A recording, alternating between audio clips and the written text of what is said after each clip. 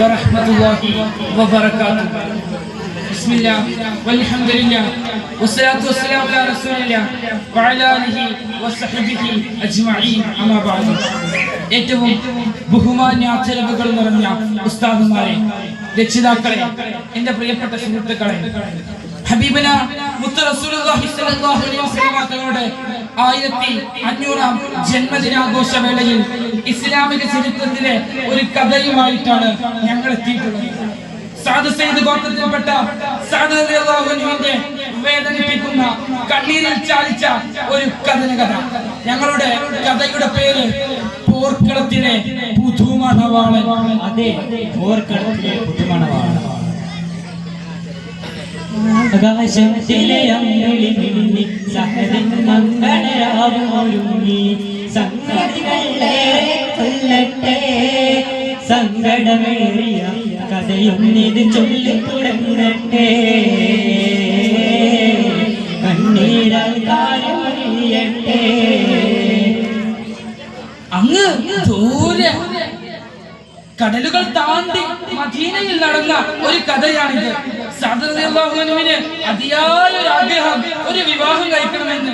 പക്ഷേ സഅദിന്റെ രൂപം കണ്ടാൽ ആരും തന്നെ പെണ്ണ് കൊടുക്കില്ല. ഒരു വികൃതമായ രൂപമാണ്.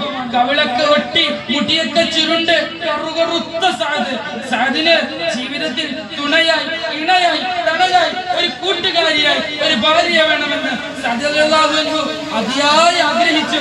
ഈ കാര്യത്തിലേക്ക് സഅദ് റളിയല്ലാഹു അൻഹു നടന്നു നീങ്ങി. വിവരമുത്തനബിയായിരുന്നു വിധി പറഞ്ഞു തിരക്കാൻ. വഹബിനുണ്ടൊരു സുവർണക്കണി വിധിച്ചതാണോ അറിയാൻ. ഇതാണോ സഅദ് നിന്റെ പ്രശ്നം? നീ എന്തിനു ഭയപ്പെടുന്നു? നീ ഒരു കാര്യം ചെയ്യുക. അങ്ങ് ദൂരെ ഒരു കൊട്ടാരമുണ്ട്. ഇവിടെ അംറൂൻ വഹബ് എന്ന് പറയുന്ന ഒരു രാജാവുണ്ട്. ആ രാജാവിന് സുന്ദരിയായ ഒരു മകളുണ്ട്, റംല. നീ ചെയ്യേണ്ടത് ഞാൻ പറഞ്ഞു വിട്ടതാണെന്ന് പറയുക. എന്നിട്ട് അവിടെ ചെന്ന് കാര്യങ്ങൾ പറയുക. കല്യാണത്തിന് സമ്മതമാണോ നീ എന്ന് അവരോട് ചോദിക്കുക. റസൂലേ, നിങ്ങൾ എന്താണ് ഈ പറയുന്നത്? രാജകുമാരന്മാർ വരിക്ക് നിൽക്കുന്ന, വരിവരിയായി നിൽക്കുന്ന രാജകുമാരിയെ എനിക്ക് വിവാഹം ചെയ്തു തരാനോ? ഞാനല്ലേ പറയുന്നത്? ചെല്ലുക. റസൂലിന്റെ വാക്കും കേട്ട് സഅദ് റളിയല്ലാഹു അൻഹു രാജാവിന്റെ കൊട്ടാരത്തിലേക്ക് നീങ്ങി.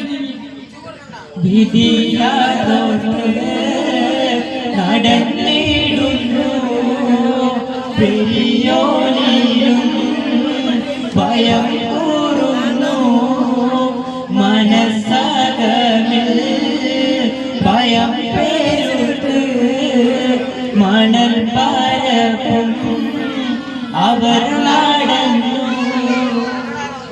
പേടിച്ച് വിളിച്ചുകൊണ്ട് അംറൂൻ വഹബിന്റെ കൊട്ടാരത്തിലേക്ക് പ്രവേശിച്ചു. എന്നിട്ട് ആ രാജാവിനോട് പറഞ്ഞു, രാജാവ്, നിങ്ങൾ സുന്ദരിയായ മകളുണ്ടല്ലോ, ഈ രാജ്യത്തിന്റെ രാജകുമാരി, അവളെ എനിക്കൊന്ന് വിവാഹം ചെയ്തു തരാമോ? എനിക്ക് അങ്ങനെ ഒരു ആഗ്രഹമുണ്ട്. റസൂല് പറഞ്ഞു വിട്ടതാണ്. ആ സമയം അംറൂൻ വഹബ് സഅദ് റളിയല്ലാഹുവിനെ നോക്കിക്കൊണ്ട് പറഞ്ഞു, ഈ കറുകറുത്ത, മുടിയൊക്കെ ചുരുണ്ട, കവിളെ കൊട്ടിയ എനിക്ക് എന്റെ മകളെയോ, ഈ രാജ്യത്തിന്റെ രാജകുമാരിയെയോ നിനക്ക് എങ്ങനെ ചോദിക്കാൻ മനസ്സ് വന്നു?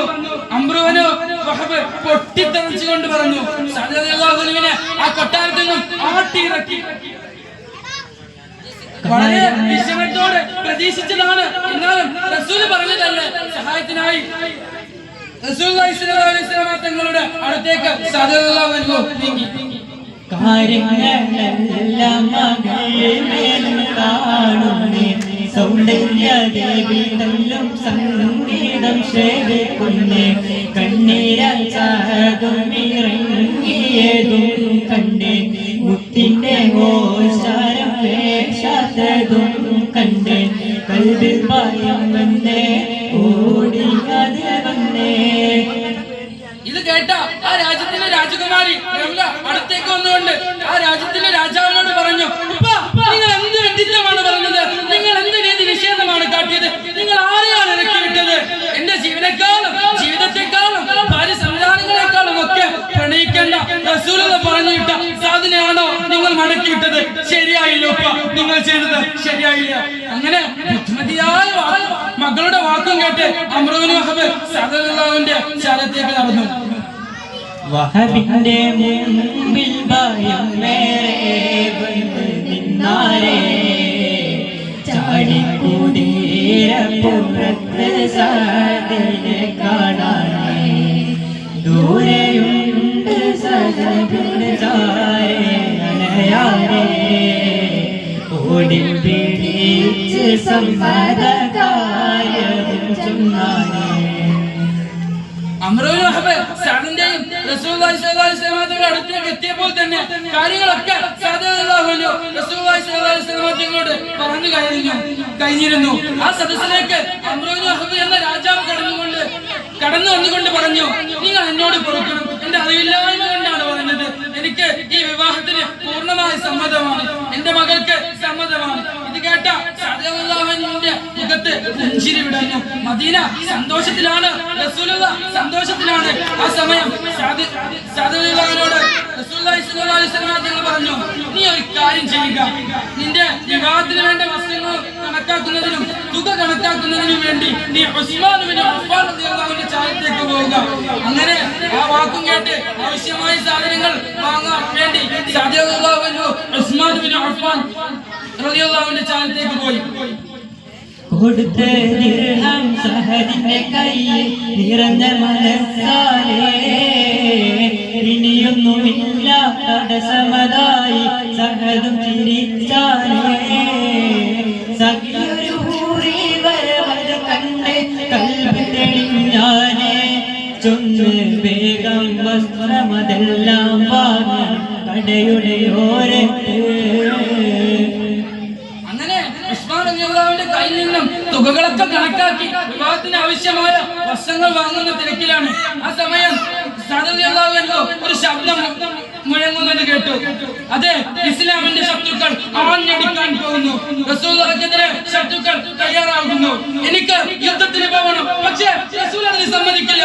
എനിക്ക് ഉറപ്പാണ് റസൂലുള്ളാഹി അതിന് സമ്മതിക്കില്ല. പക്ഷേ ഈ യുദ്ധത്തിന് പങ്കെടുക്കാതിരിക്കാൻ എനിക്ക് കഴിയില്ല. റസൂലുള്ളാഹിയെ എനിക്ക് സംരക്ഷിക്കണം, അതെന്റെ ഉത്തരവാദിത്തമാണ്. ആ ബോധത്തോടു കൂടി സഅദ് റളിയല്ലാഹു അൻഹു ഒരു മുഖംമൂടി ധരിച്ച് കുതിരപ്പുറത്ത് ചാടിക്കയറി രണാങ്കണത്തിലേക്ക് ഓടിയിറങ്ങുകയാണ്. ശത്രുക്കളെ ഒന്നൊന്നായി എരിഞ്ഞു വീഴ്ത്തി മുന്നേറിക്കൊണ്ടിരിക്കുമ്പോൾ അതാ അവിടെ നിന്ന് ചോദിക്കുന്നു, ആരാണ് വീരശൂരി പരാക്രമി? സഹാബത്ത് ചോദിക്കുന്നു, ആരാണ്? ആരായാലും ശരി, ഇസ്ലാമിന്റെ അനുയായി തന്നെ, സംശയം ഇല്ല. എല്ലാ സഹാബത്തും പറഞ്ഞു. അങ്ങനെ മുന്നേറിക്കൊണ്ടിരിക്കുന്ന സമയത്ത് ഏതോ ഒരു ശത്രുവിന്റെ വാൾ സഅദ് റളിയല്ലാഹുവിന്റെ പുറത്ത് അറിയാതെ കൊള്ളുകയാണ്.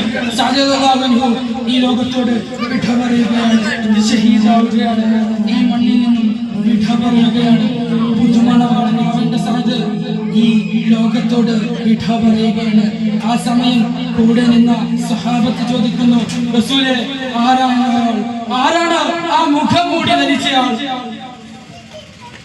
യുദ്ധം ശ്രമിച്ചപ്പോൾ ഇരഞ്ഞിടുന്നേ യോദ്ധാൻ സഹപോരും കരഞ്ഞിടുന്നേ അങ്ങ് മുഖം മൂടി അതാ കാണുന്നേ ആറ്റൽ സഹപോരും അടുത്തിടുന്നേ റബ്ബേ പുതുമാരൻ സഹദാനല്ലോ സഹദേ നിനക്കൊന്ന് ക്ഷമിച്ചുകൂടെ സകലം പേടിഞ്ഞല്ലോ പൊന്നു സഹദേ. യുദ്ധം അവസാനിച്ചു. ചുറ്റും നിന്നവർ കരഞ്ഞു. റസൂലുള്ളാഹി കരയുകയാണ്, സഹാബത്ത് കരയുകയാണ്.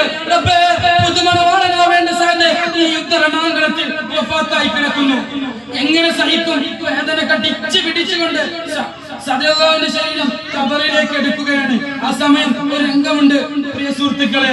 റസൂലുള്ളാഹി മുഖം പൊത്തുകയാണ്. സഹാബത്ത് ചോദിക്കുന്നു, എന്തിനാ നിങ്ങൾ മുഖം പൊത്തുന്നത്? ആ സമയം റസൂലുള്ളാഹി പറയുകയാണ്, സഹാബ, സ്വർഗത്തിലെ ഹൂറിനീങ്ങൾ വന്ന് സഅദ് റളിയല്ലാഹുവിനെ കൊണ്ടുപോവാൻ അടിപിടി കൂട്ടുകയാണ്. അത് കണ്ടാണ് ഞാൻ മുഖം പൊത്തിയത് എന്ന് റസൂൽ പറയുകയാണ്. അങ്ങനെയുള്ള സഹാബത്തിന്റെ പിൻതലമുറക്കാരാവാൻ നമുക്ക് കഴിയട്ടെ. ആമീൻ. പടർക്കളത്തില് പുതുമണവാളൻ എന്ന കഥ ഇവിടെ അവസാനിക്കുകയാണ്. അസ്സലാമു അലൈക്കും വറഹ്മത്തുള്ളാഹി വബറകാതുഹു.